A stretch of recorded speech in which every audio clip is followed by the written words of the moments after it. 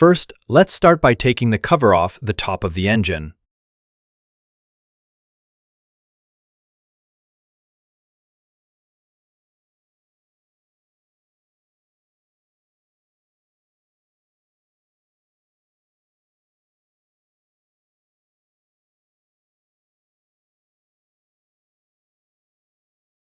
Once the cover is off, remove the fan shroud.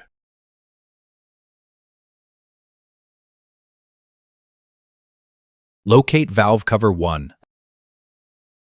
Remove the 4 bolts holding the valve cover on, and gently bend the heat shield out of your way. You can also remove the heat shield if needed.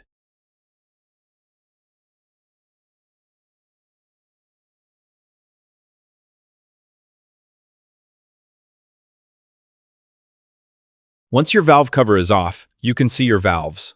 The top valve is your intake, and the lower valve is your exhaust. As you can see here, our top valve is not properly seated on our valve spring, which is likely the cause of our compression.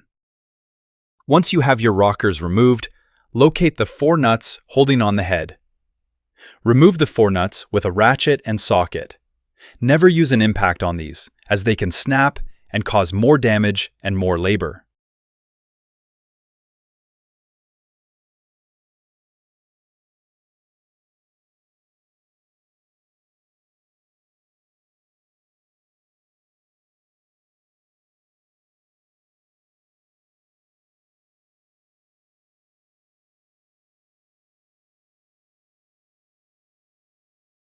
As you can see here, we have buildup on one of the nuts. This is likely caused from a blown head gasket or blown valve cover gasket. If you look closely where the gasket would sit, you can see where oil was seeping past the gasket.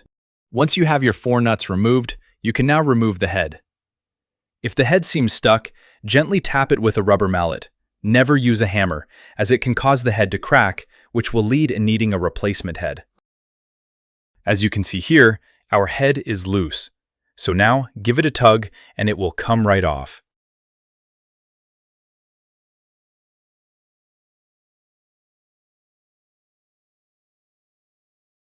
Once the head is removed, you can see here we have old, burnt oil sitting on our intake valves and on top of our piston. This is likely due to failed piston rings. Now looking at our piston, you can see the head gasket and can tell the gasket has failed. We can see debris sitting on top of the piston, which is never a good sign. Here, we are making sure that the piston is still attached to the crankshaft before we dig deeper into the engine. Go ahead and repeat this process on cylinder number 2.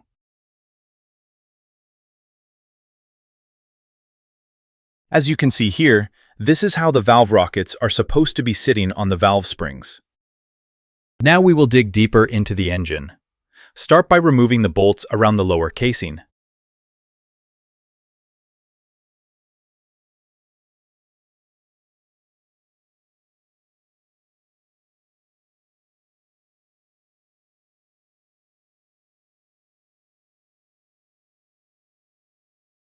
Once you have all your bolts removed, tap on the casing with a rubber mallet.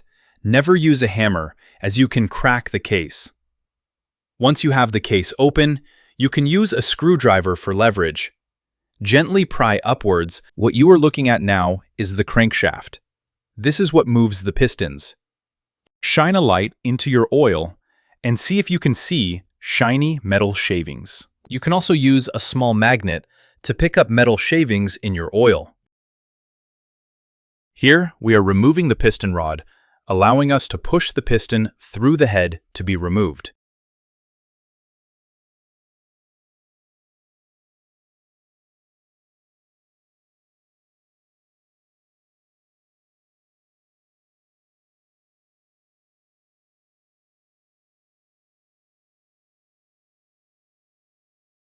Once the piston is removed, you can see burnt oil on the back of the piston, which tells us this motor may have been ran low of oil. Now we are checking for any major damage on the cylinder wall.